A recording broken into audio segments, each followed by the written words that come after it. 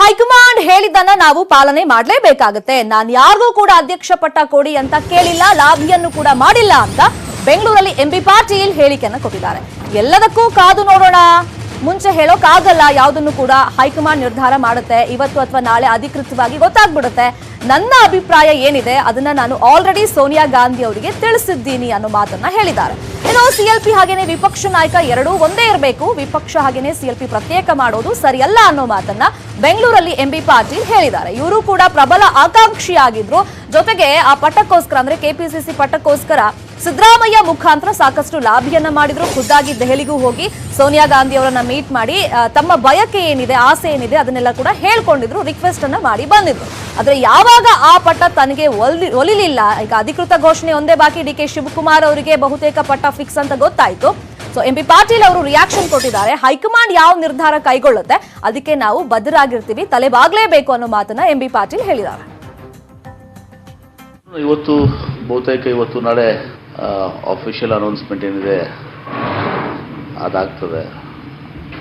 ಅಲ್ಲಿವರೆಗೆ ಕಾಯ್ದು ನೋಡೋಣ ಅಂತ ಏನೇನು ಆಗ್ತದೆ.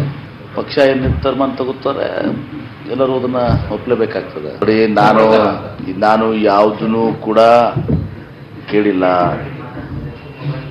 ಮತ್ತು ನನ್ನ ಪ್ರಕಾರ CLP ಮತ್ತು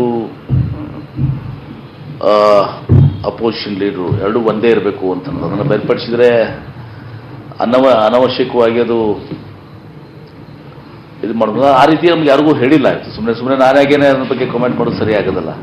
ನೋಡೋಣ, ಇವತ್ತು ಬಹುತೇಕ ಇವತ್ತು ನಾಳೆ ಆಫಿಷಿಯಲ್ ಅನೌನ್ಸ್ಮೆಂಟ್ ಏನಿದೆ ಅದಾಗ್ತದೆ. ಅಲ್ಲಿವರೆಗೆ ಕಾಯ್ದು ನೋಡೋಣ ಅಂತ ಏನೇನು ಆಗ್ತದೆ. ಪಕ್ಷ ಏನು ನಿರ್ಧಾರ ತಗೋತಾರೆ ಎಲ್ಲರೂ ಅದನ್ನ ಒಪ್ಪಲೇಬೇಕಾಗ್ತದೆ. ನೋಡಿ, ನಾನು ಯಾವುದನ್ನು ಕೂಡ ಕೇಳಿಲ್ಲ ಮತ್ತು ನನ್ನ ಪ್ರಕಾರ CLP ಮತ್ತು ಅಪೋಸಿಷನ್ ಲೀಡರು ಎರಡೂ ಒಂದೇ ಇರಬೇಕು ಅಂತ ಅದನ್ನು ಬೇರ್ಪಡಿಸಿದ್ರೆ ಅನವಶ್ಯಕವಾಗಿ ಅದು ಇದು ಮಾಡೋದು. ಆ ರೀತಿ ನಮ್ಗೆ ಯಾರಿಗೂ ಹೇಳಿಲ್ಲ. ಆಯಿತು, ಸುಮ್ಮನೆ ನಾನಾಗೇನೆ ಅದ್ರ ಬಗ್ಗೆ ಕಾಮೆಂಟ್ ಮಾಡೋದು ಸರಿ ಆಗೋದಲ್ಲ. ನೋಡೋಣ, ಇವತ್ತು ಬಹುತೇಕ ಇವತ್ತು ನಾಳೆ ಆಫಿಷಿಯಲ್ ಅನೌನ್ಸ್ಮೆಂಟ್ ಏನಿದೆ ಎಲ್ಲದಕ್ಕೂ ಕಾದು ನೋಡೋಣ ಅನ್ನೋ ಮಾತನ್ನ ಎಂಬಿ ಪಾಟೀಲ್ ಅವರು ಹೇಳಿದ್ದಾರೆ. ಸಹಜವಾಗಿ ಒಂದು ಬೇಸರ ಸಣ್ಣದಾಗಿ ಅವ್ರ ಮನಸ್ಸಲ್ಲೂ ಕೂಡ ಇದ್ದೇ ಇರುತ್ತೆ, ಬಟ್ ಅದನ್ನ ಬಹಿರಂಗ ಪಡಿಸೋ ಹಾಗಿಲ್ಲ. ಯಾಕಂದ್ರೆ ಹೈಕಮಾಂಡ್ ಯಾವ ನಿರ್ಧಾರ ಕೈಗೊಳ್ಳುತ್ತೆ ಅದಕ್ಕೆ ನಾವು ತಲೆಬಾಗ್ಲೇಬೇಕು ಅನ್ನೋ ಮಾತನ್ನ ಬಹಿರಂಗವಾಗಿ ಎಂಬಿ ಪಾಟೀಲ್ ಹೇಳಿದ್ರು ಕೂಡ ಒಳಗೆ ಎಷ್ಟು ಲಾಬಿಯನ್ನ ಮಾಡಿದ್ರು ಇವರು ಕೂಡ ಅಧ್ಯಕ್ಷ ಸ್ಥಾನಕ್ಕೋಸ್ಕರ ಅನ್ನೋದು ಈಗ ಎಲ್ರಿಗೂ ಕೂಡ ಗೊತ್ತಿರೋ ವಿಚಾರ.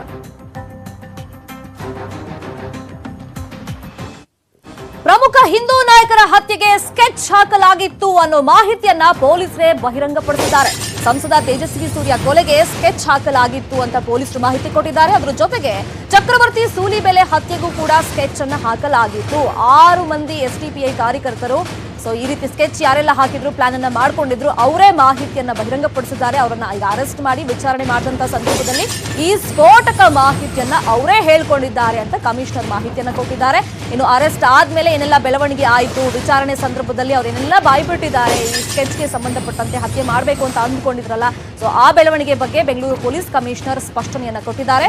ಹತ್ಯೆಯ ಸ್ಕೆಚ್ ಅನ್ನ ಬಿಚ್ಚಿಟ್ಟಿದ್ದಾರೆ ಭಾಸ್ಕರ್ ರಾವ್.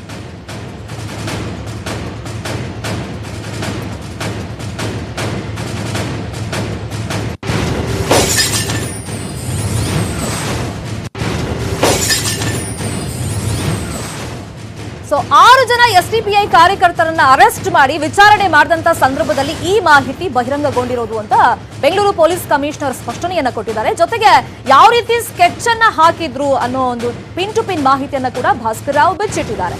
ನಿಜಕ್ಕೂ ಆತಂಕಕಾರಿ ಬೆಳವಣಿಗೆ ಇದು. ಯಾಕಂದ್ರೆ ಡಿಸೆಂಬರ್ 22ನೇ ತಾರೀಕು ಟೌನ್ ಹಾಲ್ ಮುಂಭಾಗದಲ್ಲಿ CAA ಪರವಾಗಿ ಜಾಗೃತಿ ರ್ಯಾಲಿ ನಡೀತಾ ಇತ್ತಲ್ಲ, ಆ ಸಂದರ್ಭದಲ್ಲೇ ಇವರು ಸ್ಕೆಚ್ ಅನ್ನ ಹಾಕಿದ್ದು. ಕಲ್ಲು ಫಸ್ಟ್ ಎಸಿಬೇಕು, ಅದಾದ್ಮೇಲೆ ಅಲ್ಲಿ ಪರಿಸ್ಥಿತಿ ಉದ್ರಿಕ್ತವಾಗುತ್ತೆ.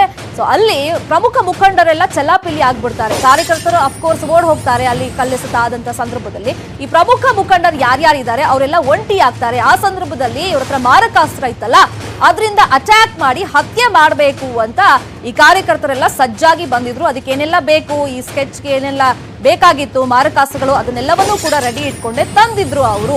ಯಾವಾಗ ಆ ಪ್ಲಾನ್ ಸಕ್ಸಸ್ ಆಗಿಲ್ಲ, ವರುಣ್ ಅನ್ನೋ ಅಮಾಯಕನ ಮೇಲೆ ನಾವು ವಿನಾಕಾರಣ ಹಲ್ಲೆಯನ್ನ ಮಾಡಿದ್ವಿ ಅನ್ನೋದನ್ನ ಕೂಡ ಆ ಕಾರ್ಯಕರ್ತರು ಅರೆಸ್ಟ್ ಆಗಿದ್ದಾರಲ್ಲ SDPI ಕಾರ್ಯಕರ್ತರು ಅವರು ಪೊಲೀಸರ ಮುಂದೆ ಬಾಯ್ಬಿಟ್ಟಿದ್ದಾರೆ.